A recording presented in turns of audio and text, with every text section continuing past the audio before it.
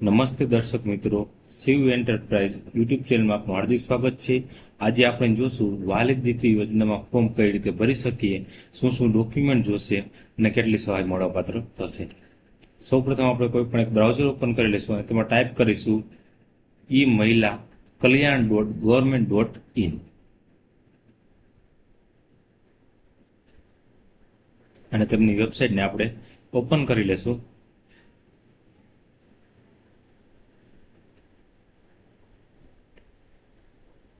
હવે તમારે તમારી જાતે ફોર્મ ભરવું હોય તો તમે સિટીઝન લોગિન ઉપર ક્લિક કરી શકો છો અને કોઈ વીસી દ્વારા ભરવામાં આવતું હોય તો ઓફિસ લોગિન પર તમે ક્લિક કરવાનું થશે। વેબસાઇટ ઓપન થઈ જશે, તેમાં આપણે જનરેટ રિસીવ પર ક્લિક કરી લેશું। તેમાં દીકરીનું નામ, એમના પિતાનું નામ, માતાનું નામ, જન્મ તારીખ, મોબાઈલ નંબર અને આધાર કાર્ડ, તે બધી વસ્તુ દીકરીને આપણે ફિલઅપ કરવાની થશે। વેરીફાઈ આધાર પર ક્લિક કરી અને જનરેટ રિસીવ પર આપણે ક્લિક કરી દેશું। રેકોર્ડ ઇન્સ્ટન્ટ સક્સેસફુલી ઓકે આપી દેશું। હવે આપણે વાલી દીકરી એપ્લિકેશન વિથ આધાર કન્સ્ટન્ટ એની ઉપર આપણે ક્લિક કરી દેશું। આપણે સિલેક્ટ કરી લેશું માતા પિતાનું નામ, કાસ્ટ સિલેક્ટ કરી લેશું ST, SC, OBC, general, disability select કરી લેશું, હોય તો યસ, ન હોય તો ના આપી દેશું। ફરી પાછા આપણે મોબાઈલ નંબર લખી નાખશું।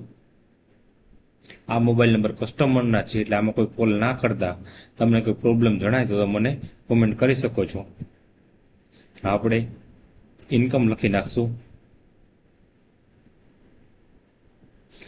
દીકરીનું નામ લખવાનું થશે, આધાર કાર્ડ મુજબ આપણે નામ લખી નાખશું।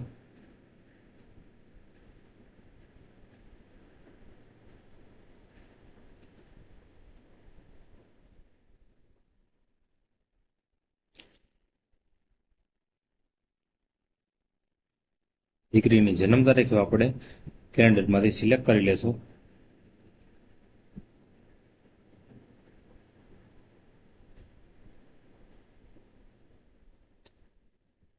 જે બેનિફિશરી, જે લાભાર્થી છે દીકરી, તેમના આપણે આધાર કાર્ડ નંબર આપણે એન્ટર કરી અને વેરીફાઈ આધાર પર ક્લિક કરી દેશું।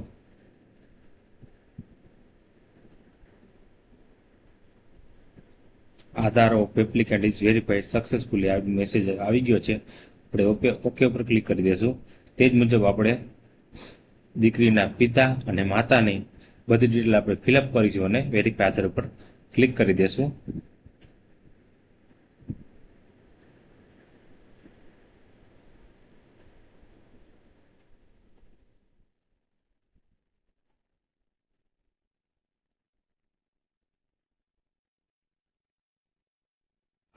આધાર કાર્ડ વેરીફાઈ થઈ ગયું છે, આપણે ઓકે પર ક્લિક કરી દઈશું। આપણે મધરની ડિટેલ આપણે ફિલઅપ કરી લેશું।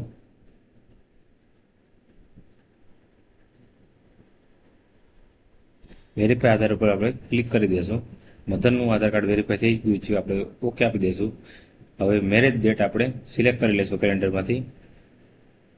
આપણે પરમિનન્ટ એડ્રેસ અને કરંટ એડ્રેસ બંને ફિલઅપ કરી લેશું। જે એડ્રેસ આધાર કાર્ડ મુજબ જ આપણે ફિલઅપ કરવાનું થશે।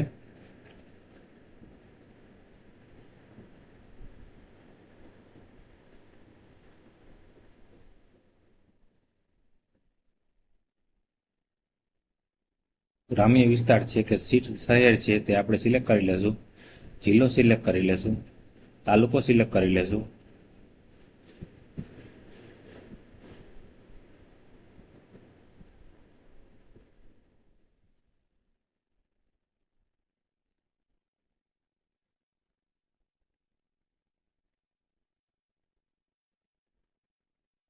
સિલેક્ટ પણ કરી શકો છો અને ટાઈપ પણ કરી શકો છો।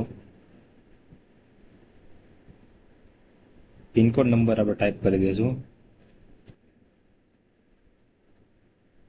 આપણે અર્નિંગ માતાની છે કે પિતાની તે આપણે સિલેક્ટ કરી લેશું। રેશન કાર્ડ નંબર એન્ટર કરી દેશું।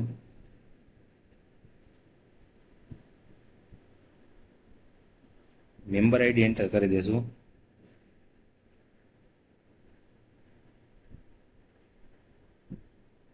ડિટેલ ઓફ ફેમિલી મેમ્બર તે તમારે લખવી તમે લખી શકો છો, ન લખો તો પણ ચાલશે। અને સેવ એન્ડ કન્ટિન્યુ પર આપણે ક્લિક કરી દઈશું. પેલું સ્ટેજ આપણે કમ્પ્લીટ થઈ ગયા છે. આપણે બીજા સ્ટેપમાં આવી ગયા છીએ. તેમાં બેંક ડિટેલ ફિલઅપ કરવાના થશે. તેમાં આપણે આઈએફએસસી કોડ એન્ટર કરી દઈશું.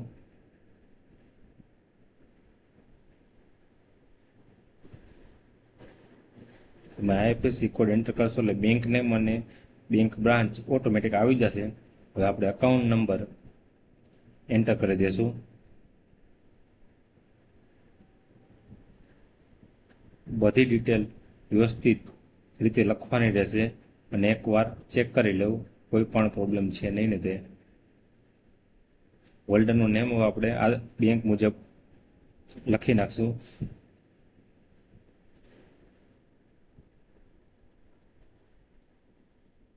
હવે આપણે ડોક્યુમેન્ટ બધા અપલોડ કરવાના થશે.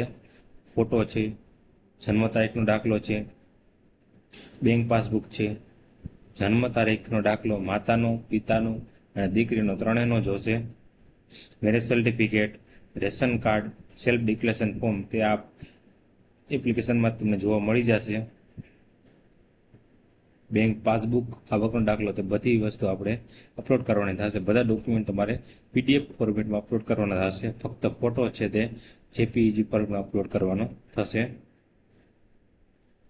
ડોક્યુમેન્ટ અપલોડ કરીને તમને નેક્સ્ટ સ્ટેપ બતાવું છું.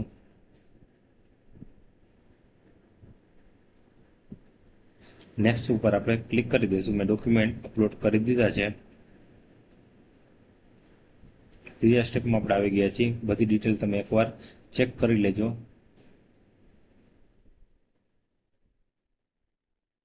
તમારે એકવાર ડિક્લેરેશન વાંચી અને પછી ટિક કરીને કન્ફર્મ એન્ડ ફાઇનલ સબમિટ ઉપર ક્લિક કરવાનું થશે.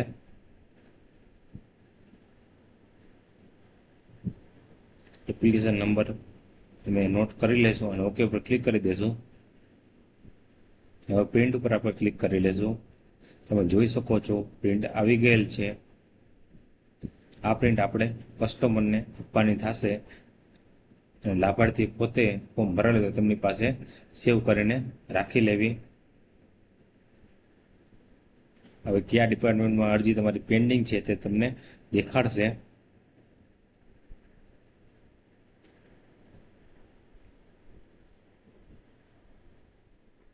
તમારું ફોર્મ કમ્પ્લીટ ભરાઈ ગયું છે. તમને ફોર્મ ભરવામાં કોઈ પણ તકલીફ પડી હોય તો તમે મને કોમેન્ટ કરી શકો છો. હું તમને કોમેન્ટનો પૂરતો જવાબ આપવાનો પ્રયત્ન કરીશ. તમને મારો વિડીયો કેવો લાગ્યો તે પણ તમે કોમેન્ટમાં જરૂરથી જણાવજો. અને તમારે હવે નેક્સ્ટ કયા વિડીયો જોઈએ છે તે પણ તમે મને કોમેન્ટમાં જણાવી શકો છો.